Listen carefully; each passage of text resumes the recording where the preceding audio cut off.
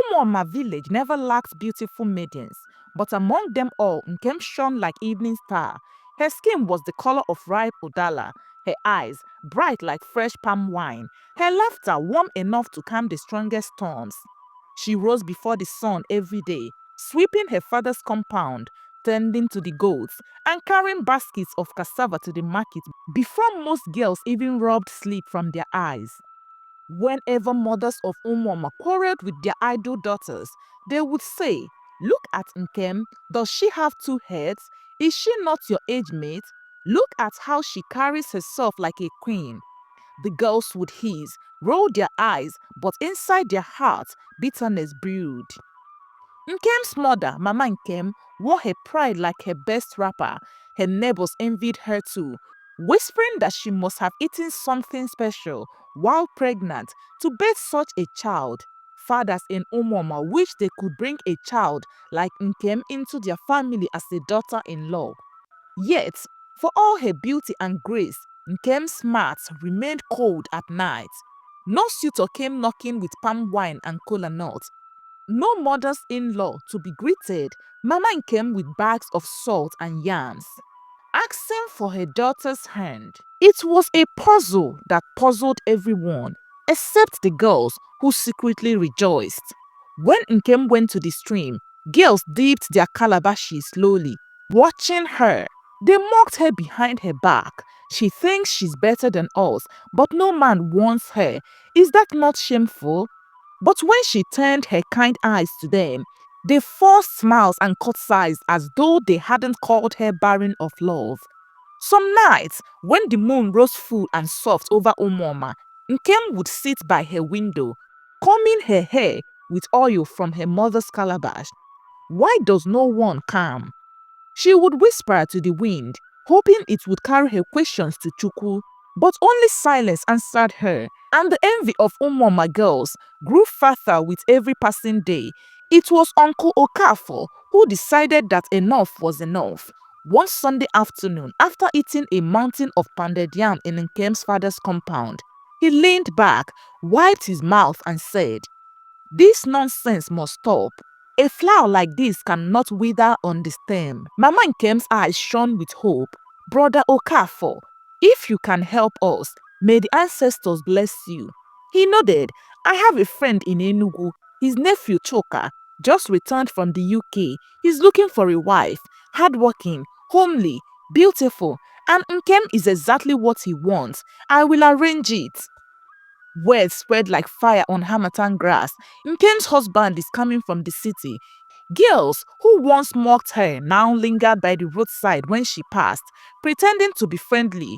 They asked about her soap, her hair oil. "Nkem, what do you rub on your skin?" They smiled sweetly, but behind closed doors, they spat venom. The day Choka came, Mama Nkem cooked soup, so rich that the scent alone could wake the dead. Nkem wore her best wrapper, threaded her hair into a neat crown, and her father poured palm wine for their guests. When Choka arrived, he stepped out of his uncle's car with polished shoes and dark glasses. He barely greeted Nkem's parents before his eyes found her standing shyly by the door frame. He looked her up and down, once, twice, then burst into laughter that chilled Nkem's spine. He turned to Uncle Okafor and hissed, "Uncle, you said you would find me a wife. You brought me my grandmother instead. Is this a joke?" The room fell silent. Nkem's mother dropped her ladle. Her father's hands trembled around his cup. Uncle Okafor tried to hush Choka, but the young man only laughed harder. "Next time you want to waste my time, tell me first. I want a wife, not a ghost from the grave." And with that, he stormed out, slamming the door behind him. Nkem's ears burned as her mother tried to console her, but inside her heart cracked in places she could not touch. That night, she lay awake, replaying the words over and over. Grandmother, ghost, grave. She touched her smooth face in the moonlight and wondered, what did they see that she could not? It did not end with Choka. A month later, her mother's distant cousin from Aba brought a trader, Obinna, who dealt in imported clothes. This time, Nkem did not bother wearing her best. She only sat quietly as Obinna arrived with a wide smile and bags of dry fish for the family. But as soon as he laid eyes on Nkem, his smile vanished like smoke. He turned to the cousin, voice low but loud enough for Nkem to hear. "This is the girl you want me to marry? She's older than my mother. Look at her, her eyes, her face, too old. I want someone fresh." He left his fish behind but took his insult with him, stabbing Nkem's pride once more. By now, whispers clung to her name like stubborn cobwebs. When she fetched water at the stream, some girls would giggle behind her back. "Mama Nkem's daughter, so fine yet so old." Some said maybe she had offended the spirit or that she was not really human.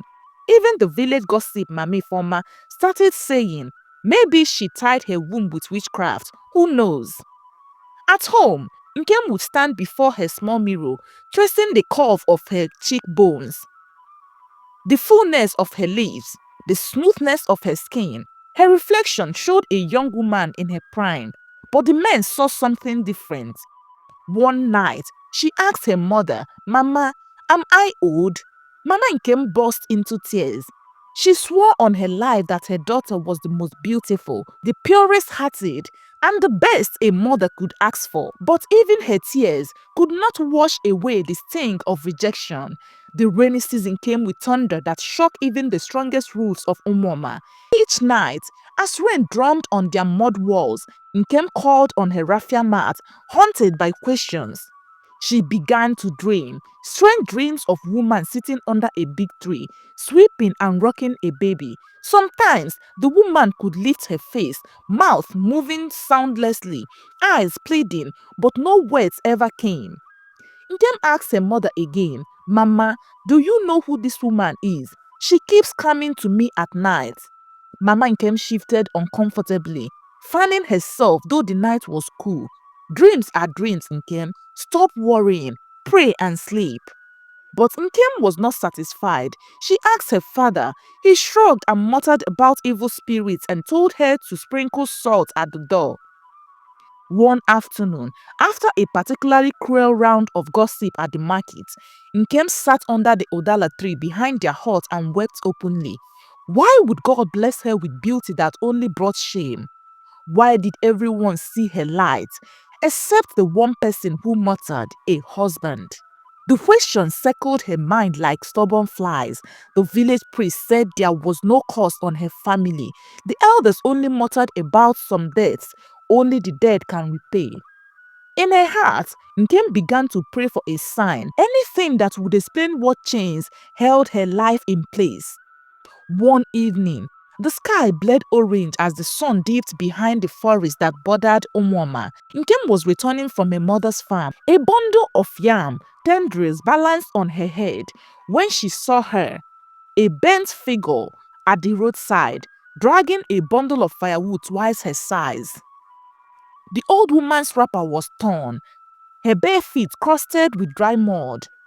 Her shoulders hunched as she paused every few steps to catch her breath. Nkem's heart clenched. She dropped her own bundle, ran to the old woman and gently lifted the firewood off her fragile back.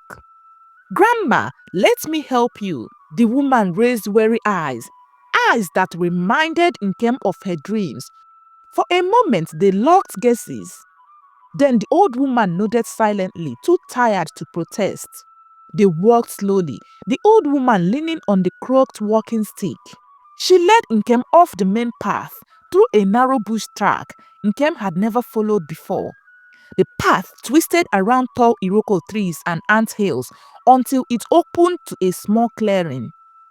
And there stood a lonely mud hut, half swallowed by weeds. Inside, the hut smelled of herbs and firewood smoke. There was no sign of any family, just a few pots, a mat and a smoky hearth. Nkem stacked the firewood, fetched water from the clay pot and swept the hut clean. She cut the overgrown grasses that threatened to swallow the woman's home entirely. When she was done, the old woman held her hands and whispered, her voice like dry leaves, "You are a good child. Will you come again?" Nkem squeezed her hands. I will come again, I promise. As she walked home that night, fireflies flickering around her, something deep inside her shifted, a feeling that maybe, just maybe, the answer she sought lay hidden in that hut at the edge of the forest. Days turned to weeks, yet Nkem did not break her promise. Every 3 days, she rose before dawn to finish her own chores, then made her way through the winding bush path to the old woman's hut. Each visit, she brought something small, dried fish, cassava, or a calabash of fresh palm oil. The old woman, whose name she learned was Mmaugu, began to wait for her like a child waiting for rain. When she heard Nkem's footstep crunching the forest floor, Nkem, my daughter, you have come? Together, they swept the compound, fetched firewood, and sometimes sat on a wooden bench under the Odala tree, talking in half whispers. Mmaugo told stories of old Omuoma, how the land was once thick with elephants, how warriors sang before battles, how women with bare feet shaped kingdoms with their silence and sweat. Nkem felt a peace in that clearing that she did not feel in her own yard. Here, no one mocked her, no one called her grandma. Here, she was just a girl, a daughter, a helper, and a friend. One morning, as she swept the compound, Maugo watched her with eyes that looked older than the forest. Nkem, why do you help an old woman like me when your own life waits for you? Nkem wiped sweat from her brow and shrugged. I don't know. Maybe I just feel you are alone. The old woman sighed. Not alone, child. Forgotten. There is a difference. That night, Nkem lay on a mat and wondered, what does it mean to be forgotten? Her daily visit did not go unnoticed. One afternoon, as she carried a basket of yam peels for Mmugo's goats, she heard two women whispering near the footpath. See her, that one is always going to the forest. Who knows what she does there? Maybe she's a witch like that old woman. They say the old woman eats hearts. Did you not hear? Nkem pretended not to hear, but inside, shame mixed with anger. How could people poison good deeds with foul gossip? When she reached home that evening, Mama Nkem was waiting, hands on lips, eyes blazing. Nkem, what is this I hear? People say you spend your days with a witch in the forest. Mama, she is not a witch. She's just lonely. Keep quiet, her mother barked. Do you want your father's kinsmen to say our daughter is now a bush girl doing charms for old women? That woman is cursed. She lives alone for a reason. Nkem dropped her basket and sat on the doorstep, tired to her bones. If helping her is wrong, then maybe I am wrong too. That night, her father spoke gently but firmly. Nkem, listen to your mother. Your kindness is good, but be careful. Some people carry burdens you cannot see. But Nkem's mind was stubborn. Her heart told her that Maugo's burden might be tied to her own. And she would not abandon her now, not when her soul whispered that truth was near. One dusk, after clearing dry leaves behind the hut, Maugo called Nkem inside. Sit, Nkem. She obeyed, crossing her legs on the dusty mat. The old woman rummaged through a clay pot, her hands trembling but sure. She brought out a small calabash tied with red string. Nkem, she said, voice cracking, you have done what no one else has done for me. You have washed my shame with your kindness. Now I must wash yours. Nkem frowned. What shame? I have no shame, Mama. Malgo's eyes glittered in the firelight. You do, but you do not know it yet. Take this. She pushed the calabash into Nkem's hands. The smell of raw herbs and earth rose from it. Rub this on your face for 3 nights before you sleep. Kneel and pray. Pray that the burden you did not sow will not bear fruit on your head. Nkem shivered. What does this mean? The old woman touched her cheek. The way a mother does to a child about to sleep. Do as I say. When your eyes are open, you will understand. That night, back in her room, Nkem unwrapped the calabash. Inside was a thick greenish paste, cold to touch, bitter when she sniffed it. She knelt by her mat, dipped her finger and smeared it across her face. God of my fathers, she whispered, if I am carrying a curse I did not plant, remove it. Let me not bear what is not mine. The night was thick with crickets, yet in her heart a small flame flickered. 3 nights she rubbed the herbs on her face. 3 nights she knelt and whispered prayers only the forest trees could hear. On the 4th morning, she rose before dawn to wash her face at the back of the house. As she bent over the clay basin, the first rooster crowed, and a strange breeze brushed her cheek. She looked at her reflection in the still water, and for a heartbeat, she saw not herself but a face much older, lined like dry bark, eyes sunken and heavy with sorrow. She gasped, blinking hard. When she looked again, it was just her own smooth face, damp with dew. A part of her wanted to run to her mother, but she kept quiet. Deep down, something told her the old woman's medicine had stirred what lay hidden. That day at the market, for the first time, a young man selling kola nut looked at her longer than necessary. He smiled shyly. Another called her fine girl. They were small things, but for a girl used to pitying glances and whispers of grandmother, they were seeds of change. That night, she ran to Umugo's hut, heart drumming with questions she could not form. The old woman only smiled. Patience, my daughter, the fruit is not yet ripe. 3 market days after the final night of the herbs, Nkem was returning from Umugo's hut when the path brought her face to face with Ikenna, the son of the DG Ezuhu, the wealthiest yam farmer in all Umoma. He was leaning against a palm tree, a hoe slung over his shoulder. Sweat glistened on his strong arms. When he saw Nkem, his eyes widened as if seeing a spirit, but not the kind that ripples, the kind that calls. He stepped forward, clearing his throat awkwardly. Nkem, is it you? She paused, shifting her basket. It is me. He stared as if he could not look away.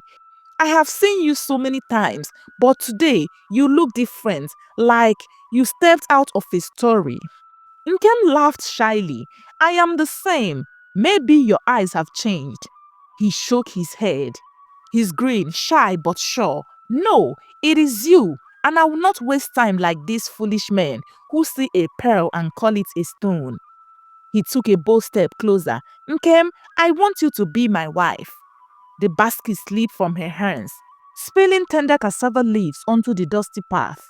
She stared at him, and with a trembling voice she said to him, You want to marry me? You see me? He laughed. I see you very well, too well. So tell me, will you say yes? The wind stirred the leaves around their feet. Somewhere in the forest behind them, Umugo's lonely hut waited, the keeper of secrets that had begun to crack open. And in Nkem's heart, the word hope felt truth. Word spread like wild bushfire. DG Ezuku's only son, Ikenna, was coming to Nkem's house to declare his interest. The day he arrived, the village gathered like ants at spilled honey. Mothers craned their necks. Fathers whispered to each other. The same mouth that once called her grandmother now murmured, Chineke, how did this one catch the richest farmer's son? Inside her father's compound, Ikenna stood tall, beside his father and uncles. He spoke boldly, his voice clear as an evening bell. Elders, fathers, mothers, I, Ikenna, son of DG Ezuku, have seen a good thing in your daughter Nkem. I have come to make my intentions known. I want her to be my wife, the keeper of my home and my heart. Nkem sat behind the raffia curtain, trembling as her mother fanned her back. Her father smiled wider than the full moon. For years, he had fought whispers about his daughter's odd fate. Today, the shame was washing away. But when the visitors left and the compound emptied, her mother turned to her, eyes dating. Nkem, are you sure? Did he not see your face well? What if he changes his mind? Nkem touched her own cheek, smooth, warm, and no longer hidden behind unseen wrinkles. Mama, he sees me. He truly sees me. In her mother's eyes, fear and relief sat side by side like twin children who did not know whether to fight or hug. It happened 2 months later. The entire village of Omoma turned out for Nkem's wedding. Goat meat cooked in every compound. Drummers pounded skins like their palms blistered, and women tied their finest wrappers, their necks heavy with coral beads. When Nkem stepped out, her skin glowed like morning sun. She wore a wrapper of deep blue, beads crowning her braids, anklets singing against her ankles. The same girls who once whispered behind her back now sighed in envy. Ikenna never left her side. When he lifted her veil to whisper, "My wife, my pride," she felt her knees weaken. The village roared with praise songs as palm wine was shared and elders blessed them. Under the Odala tree, where they danced their first dance, her father pulled her aside and squeezed her shoulder. "My daughter, you have washed away the shame that tried to cling to you. May you never know sorrow again." Nkem smiled, but deep inside, a question still beat softly. What cause did I carry? And why did it break when kindness bloomed? There was only one person who could answer that. A week after the wedding, when Ikenna left for the farm, Nkem wrapped her new married clothes around her waist and slipped down to the narrow bush path. She found Mmaugo waiting on her wooden stool, staring at the curling smoke from a cooking fire. When she saw Nkem, she clapped her hands, laughing. "Ah, Mwanyoma, wife of Ikenna, daughter of hope, sit, sit, you have come." Nkem dropped to her knees. "Mama, I have come to thank you, but I have come for truth too." Margot smiled, dimmed. She looked at the fire. "Fruit is heavy yam, my child. If you must carry it, do so with strong hands." Nkem took her wrinkled hands. "Tell me, what happened to me?" Margot's voice cracked like dry twigs. As she began, "Years ago, your mother and I were like sisters. We fetched water together. We carried firewood on our backs. I was betrothed to a man who loved me beyond breath. But your mother wanted him too."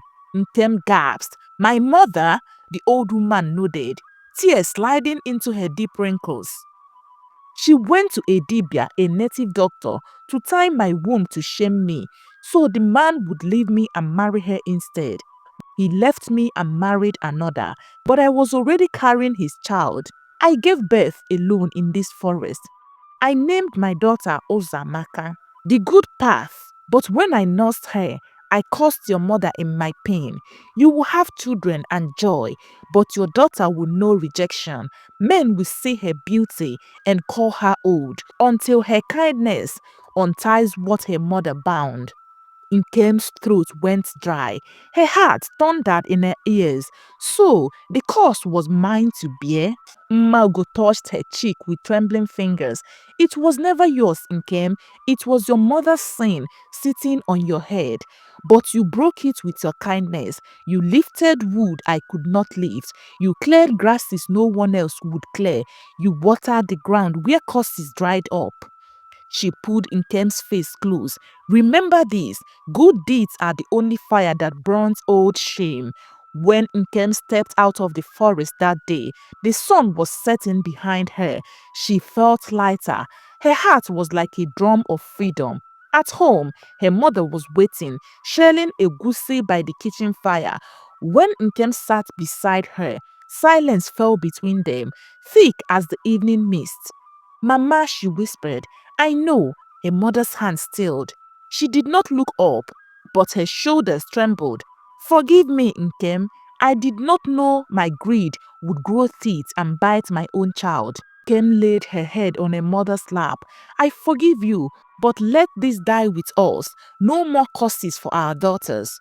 Her mother wept, her tears dropping onto Nkem's braided hair. That night, as Nkem lay beside Ikenna, her husband, her miracle, she knew that no matter what life threw at her, she would rise. She had faced shadows and turned them to light. She had carried burdens and laid them to rest in kindness. And in the quiet bush of her new home, Nkem made a silent vow. I will teach my daughters that kindness is the strongest inheritance a woman can leave behind. Far away in the forest, Maugu sat in a hut, smiling at the stars that blinked above the Odala tree. And then she whispered to the wind, "The path is good again."